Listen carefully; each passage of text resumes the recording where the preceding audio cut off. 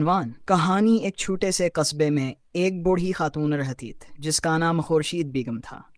خورشید بیگم کی عمر ڈھل چکی تھی مگر اس کا حوصلہ جوان تھا۔ وہ اپنی پوتی عنبرین کے ساتھ ایک پرانے مگر صاف ستھرے مکان میں رہتی تھی۔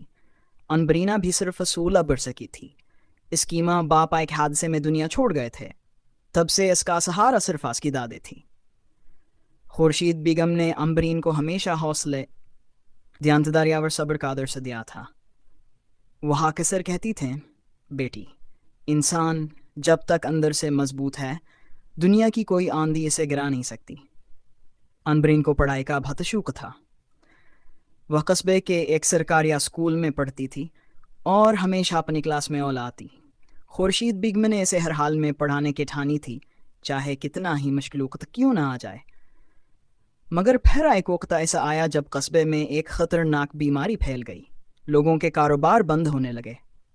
خورشید بیگم کا چھوٹا سا کڑھائی کا کام بیٹھ ہو گیا۔ ان کے پاس دوا اور راشن کے لیے بھی پیسے۔ عنبرین نے جب یہ حالات دیکھے تو وہ اسکول چھوڑنے کا ارادہ کر لیا۔ ایک رات وہ اپنی دادی کے پاس بیٹھی تھی اور بولی، دادی اماں، میں نے فیصلہ کیا ہے کہ اب میں اسکول نہیں جاؤں گی۔ میں محلے کے گھروں میں کام کر لوں گی، بس آپ دوا کھاتی رہیں۔ یہ سن کر خورشید بیگم کی آنکھوں میں آنسو آ گئے، مگر وہ مسکرا کر بولیں، بیٹی، یہ غربت ہمارا امتحان ہے، ہماری ہار نہیں۔ یاد رکھو، درخت جب خزاں میں سارے پتے گرا دیتا ہے تو بھی ایک آخری پتا درخت کو زندہ رکھتا ہے۔ اس پتے کی طرح تمہاری تعلیم ہی ہمارا آخری پتا ہے۔ اگر یہ بھی جھڑ گیا تو امید کا درخت سوکھ جائے گا۔ عنبرین نے دادی کی بات سن کر ہمت پکڑ لی۔ اگلے دن وہ دوبارہ اسکول گئی۔ راستے میں اسے محلے کی ایک استانی ملی جس نے پوچھا، عنبرین، تم آج کل بہت چپ چپ کیوں ہو؟ عنبرین نے سچ بتا دیا۔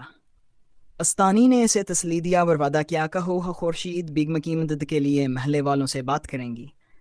چند دم بعد محلے کے لوگ جمع ہوئے۔ سب نے مل کر پیسے اکٹھے کیے اور خورشید بیگم کو دوا کے لیے کچھ رقم دی۔ ایک ہمسائی نے عنبرین کو ٹیوشن پڑھانے کا کام دے دیا، جس سے عنبرین نے اپنی پڑھائی کا خرچ نکالنا شروع کر دیا۔ خورشید بیگم کی آنکھوں میں پھر چمک آ گئی۔ انہوں نے دادی، اللہ ان لوگوں کو سلامت رکھے جنہوں نے ہمیں گرنے نہیں دیا۔ عنبرین نے محنت جاری رکھی۔ اس نے میٹرک میں پورے ضلع میں پہلی پوزیشن حاصل کی۔ بعد میں اسکالرشپ ملی، پھر اس نے استاد بننے کا فیصلہ کیا۔ کچھ سال بعد وہ ہاسیا اسکول میں پڑھانے لگی جہاں کبھی وہ خود پڑھتی تھی۔ اب وہ محلے کے غریب بچیوں کو مفت پڑھاتی تھی تاکہ کوئی اور بیٹی اپنے خوابوں کا آخری پتہ نہ کھو دے۔